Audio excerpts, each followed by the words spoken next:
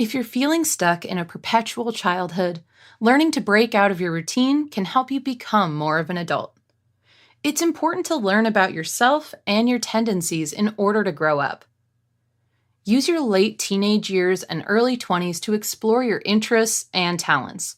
And think about your future. Start considering your goals and priorities for the next 10 years, whether that involves going to college or starting a career. If you're interested in college, research different schools and their costs. If you want to start working, develop a budget and research job opportunities. Expand your horizons by traveling and experiencing new cultures, exploring close to home if that's not within your means to travel widely. Surround yourself with diverse people and learn from their experiences as well. Find role models in both your work and personal life.